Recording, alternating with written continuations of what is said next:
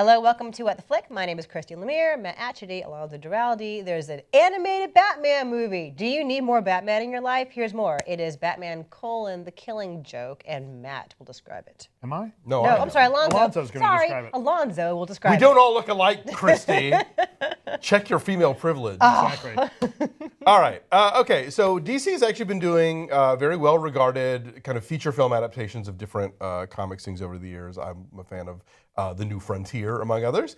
And this is their first R-rated one because they're tackling the controversial Alan Moore, Brian Boland, The Killing Joke. Of course, Alan Moore never puts his names on these things anymore because he's sick of all the movie versions.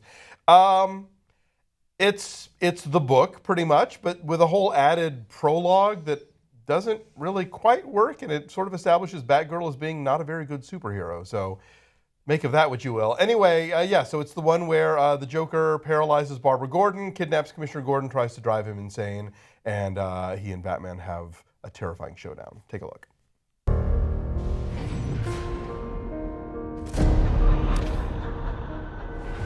I want to talk.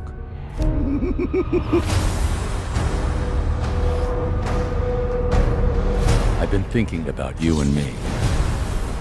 About how this is going to end. About who will end up killing who. Perhaps you'll kill me. Perhaps I'll kill you. You know that, don't you?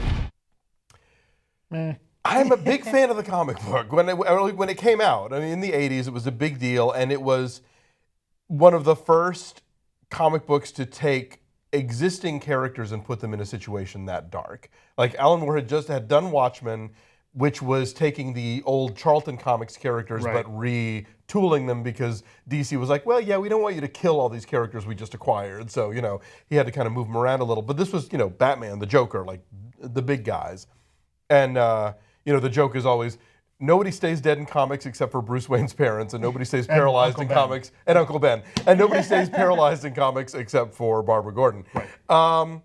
I don't think the animation is all that good. That whole beginning section, I think, kind of diminishes Barbara. And are we going to spoil this? Do we talk about this? I mean, it's based on a book that probably No. seen. But there's a thing in here that's not in that.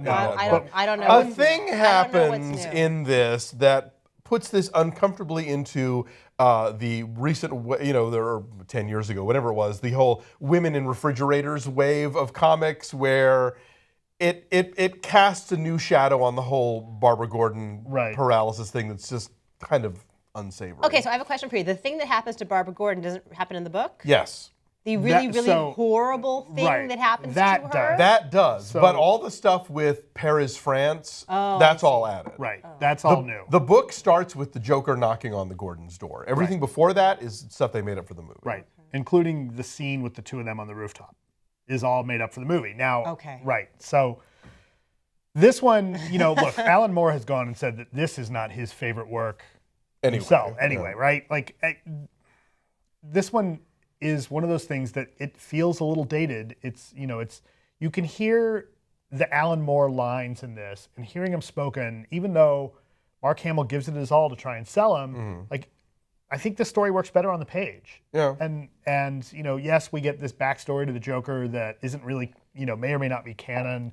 The Joker admits that he likes having a multiple choice. Right. So that's sort of we're never supposed to take any of them as But I think that the art that's in the book looks stronger, as it's kind of streamlined for animation. Like, it's not as, I think the story is less impactful because especially not the least of reasons is we're used to seeing this style of animation with, it doesn't look far off the animated series, and it doesn't. It is a TV level kind of animation, and maybe on a smaller screen it's less noticeable. But when we saw it in theaters, and that kind of, I think, exacerbates the flaws. Right. I mean, if you were to do this animation at the level of what you see coming out of Studio Ghibli or some other places, it would look different. Sure. But it still feels like kind of rushed TV animation. And we've seen a lot of better adaptations.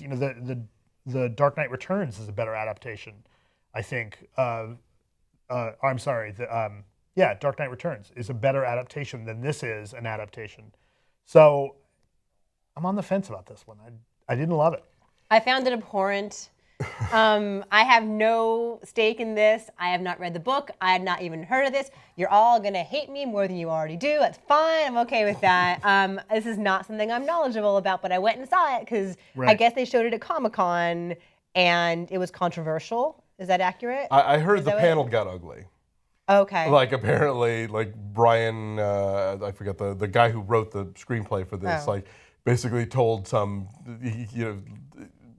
a questioner to like come up and say it to my face, kind of thing. Okay. I just found you say it's outdated. I mean, its view of women is just deplorable. Right. I mean, they are rape victims. They are prostitutes. They are all that really exaggerated femininity. And let's not forget Barbara's gay friend. Oh, he's horrible. Who was like, so the 1992 sidekick girlfriend. Right. You know, it's like, and I thought dating in the gay scene was hard. Yeah, with this like big mop of bleach blonde hair. It's like, oh no, just stop, please stop. And it looks like shit, and it's just, I don't know the stuff. I don't have the emotional investment in it that I'm like, this matters and I've got to see it and I want to see how it compares. So maybe if I cared, my number would be higher. But as a standalone thing, it was only in theaters for like 2 nights. Yeah, it was a Fathom event thing to promote the... and again, like part of the problem with this story is that it is really dated, right? Like at the time that Alan Moore tells this story, he's getting into the idea, that what the Joker's trying to do to Jim Gordon, which is, look, you're just one bad day away from being me. Like that had loosely been explored, but not to the level that Alan Moore really dives into it. And there's a lot of, kind of vintage Alan Moore philosophy in this. But then you look back on that story with 2016 eyes, and you're like, oh, right, Barbara Gordon is there just to be a victim and takes away every shred of her agency that she's ever had as Batgirl.